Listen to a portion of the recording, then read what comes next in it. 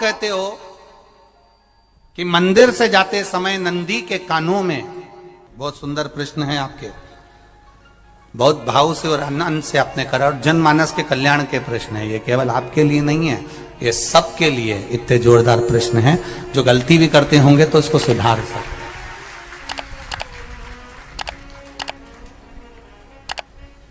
आपने कहा कि नंदी के कानों में कहना चाहिए, लोग हंसते हैं, कहते हैं बताओ वो नंदी के कानों में भगवान को कहना चाहिए।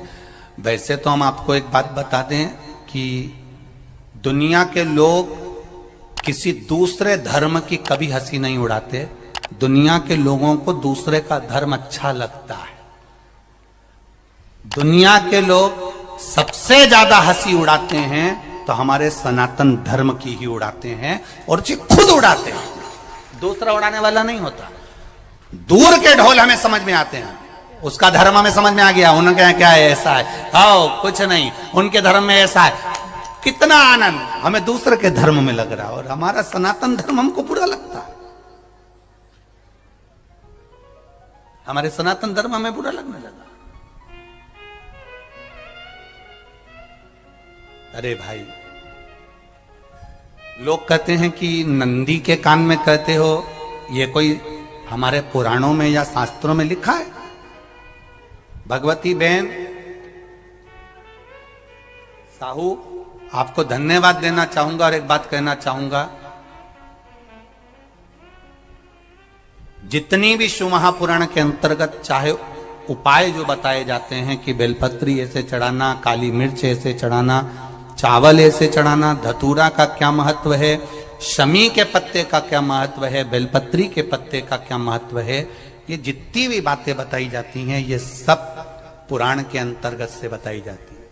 अब दुनिया के लोग इसको चाहे टोटका कह दें, चाहे दुनिया के लोग इसे टोना कह दें, पर पुराण से हटकर कुछ नहीं।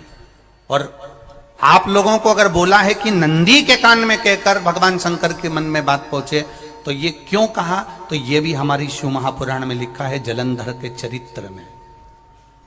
कोई आपसे कहे कि नंदी के कान में बोलने से क्या होता है, ये जलंधर का चरित्र कह रहा है। मां पार्वती जी का हस्त कमल पकड़कर जलंधर लेकर जाने लगा।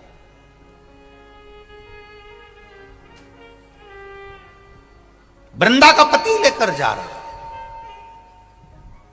वृंदा तो भगवान की भक्ति में लीन रहती थी, उसको तो जलंधर को सबसे ज्यादा तकलीफ थी नारायण से, पर शिव के पास आ गया, क्योंकि ईर्षा प्रवृत्ति अभी कथा में कहा, कोई कोई ऐसा होता है जिसको तुमसे बेर नहीं होता तो भी अंदर से ईर्षा जाग जाती है। कोई कोई ऐसा होगा जिसको अंदर से ईर्षा जागती है, अपने आप अंदर से ईर्षा जागती है, उसका कोई बेर नहीं, और ईर्षा जाग रही, भीतर से ईर्षा जाग। ना आप उससे मिले हो, ना कभी वो आप उसके सामने बैठे हो।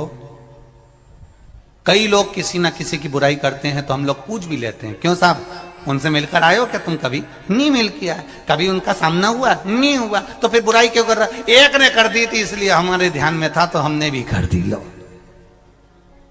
वो कुआं में डूब के मरेगा तो तू भी मरेगा का? नहीं।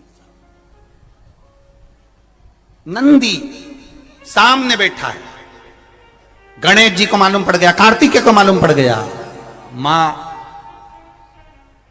पार्वती जी का हस्त कमल जलंधर ने पकड़ लिया और लेकर चला।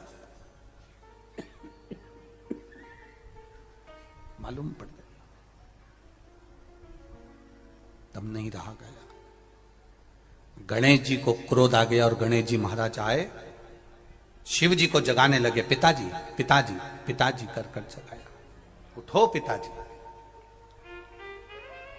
पिताजी उठिए, पिताजी जागिए, पिता को जगा रहे हैं। भगवान शंकर नहीं उठे, तप में लीन थे। क्या करें हम? जलंधर के पास में इतना बल है, इतना बल है, और पिता की आज्ञा नहीं होगी तो हम कैसे मार देंगे इसको? मारने को तो हम मार दें। मां ने आज्ञा करी थी कि जलंधर उसको तारकासुर को मार दो, तो कार्तिकेय ने तारकासुर को मार दिया। शिव जी की आज्ञा नहीं तो हम इसको कैसे मारें? क्या करें? सब कुछ गणेश जी ने देख लिया, शंकर जी के ऊपर बहुत बहुत बहुत बहुत प्रार्थना कर कर देख ली, पर शंकर जी नहीं जागे। तब आखिरी में विनायक ने, गणेश ने, जितने लोग आस्था चैनल पर कथा सुन रहे हैं, जितने लोग फेसबुक यूट्यूब पर कथा सुन रहे हैं, इस बात को याद रखना कि नंदी के कान में कहने से क्या होता है वो ये इस कथा से सीख लेना।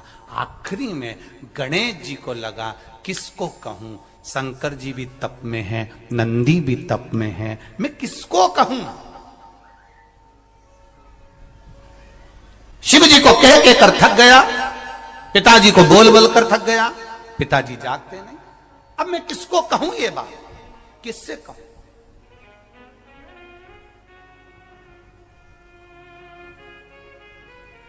विनायक गए सीधे अब नंदी के पास में। नंदी भी तप में लीन थे, शंकर जी की ओर मुख था, शंकर जी की ओर मुख था। गए और जाकर तुरंत विनायक ने नंदी के कानों में जाकर कहा, नंदीश्वर, मैया का हाथ पकड़कर जलंधर लेकर जा रहा है, पिताजी तप में लीन है, कृपा करिए ना। बस केवल नंदी के कान में कहा, गणेश जी दूर हट गए। नंदी के कान में कहा, शंकर जी के नेत्र खुल गए, शिव जी के नेत्र खुले। ध्यान देना जरा, इस शिव महापुराण की, आशुतोष शिव महापुराण की कथा, जो कथा यहां कही जा रही है, यह कथा पहले के चरित्रों में सुनने को नहीं मिली होगी। जरा ध्यान देना इस संवाद पर, जितने लोग आस्था चैनल पर, जितने फेसबुक यूट्यूब पर सुन रहे हैं।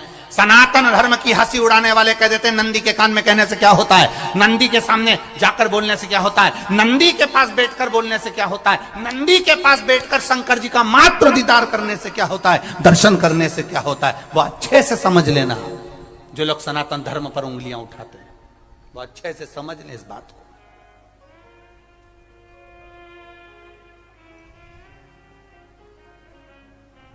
क्या होता है?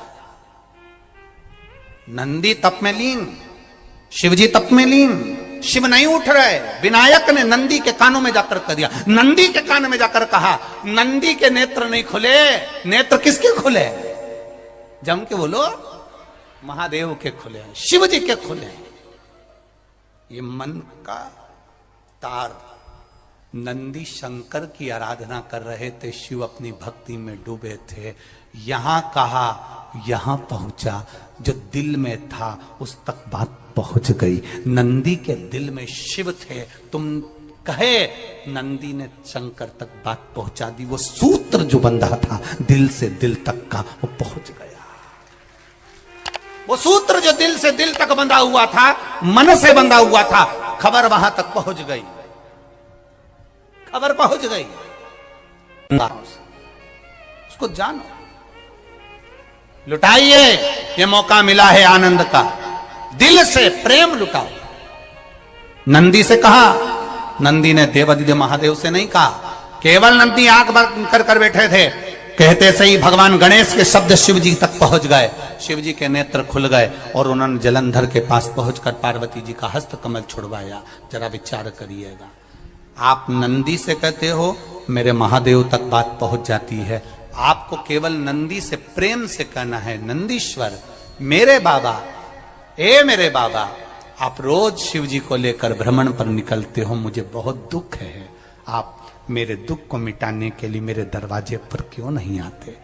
नंदीश्वर से कहा, शिव जी तक बात पहुंच जाएगी, शंकर के नेत्र आपके लिए खुल जाएंगे और महादेव आपके यहां खड़ा मिलेगा, मेरा महादेव आपके पास में खड़ा मिलेगा। आशुतोष महापुराण की कथा कहती है, लोग कहते हैं नंदी को कहने से क्या होता है, ये शिव तत्व की कथा आशुतोष शिव महापुराण कह रही है। कहा वहां तक पहुंचा, दिल से दिल का कंठ। जो भगवान नंदी के कानों में कुछ कहकर आते हैं, बोले हो कभी? सीधे बोल देते हो क्या जाकर? नंदी के कानों में कहने का भी एक तरीका है, आप लोगों को मालूम होगा वो तरीका, नहीं मालूम? बेलपत्री की जो डंडी रहती है ना, बीच का जो भाग है, ध्यान दिए ना जरा सा, ये बीच की जो डंडी है, फिर से देखिए, बेलपत्री के 2 पत्ते और उसके पास में जो बीच की जो डंडी का भाग है, दिख रहा है आप लोगों को?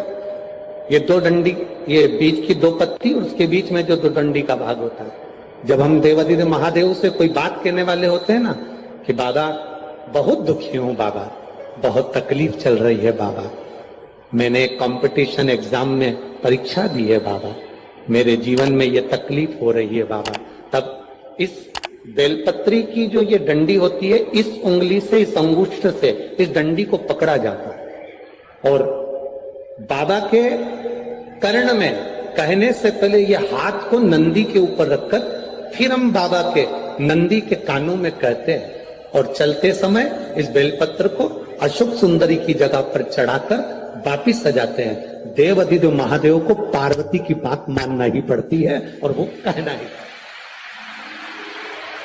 ये बेलपत्र की महत्व, ये जितना फल एक बेलपत्र की पत्ती में उतना की उतना फल, हम आपसे फिर कहेंगे, कभी मौका मिल जाए जिंदगी में, कभी तुम्हारे जीवन में अगर मौका मिले और कहीं बेलपत्री का वृक्ष मिल जाए जिसकी छांव तुम्हारे ऊपर पड़ रही हो, तुम्हारे ऊपर अगर बेलपत्री की छांव पड़ रही हो, उसके नीचे बैठकर कभी मौका मिले, एक बेलपत्री का पत्ता मात्र रखकर आप शिव जी का नाम लेकर जल भी अगर समर्पित कर रहे हो ना, तो वो 12 ज्योतिर्लिंग को जल चढ़ाने के बराबर फल प्रदान कर।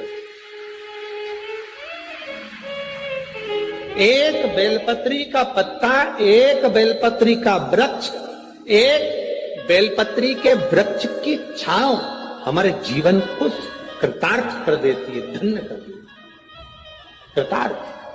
कभी भी शंकर के मंदिर में जाओ, शिव जी का पूजन कर जब वापिस आओ, तो शंकर भगवान के मंदिर में जो बाहर नंदी बैठता है, उसके कानों में ओम नमः शिवाय बोलकर अपने मन की कामना उसके कानों में बोलकर आप आ जाइए, आपकी कामना 3 महीने में पूरी हो जाती है।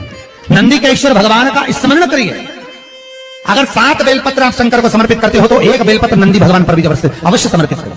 नंदीश्वर भगवान शिव को समर्पित,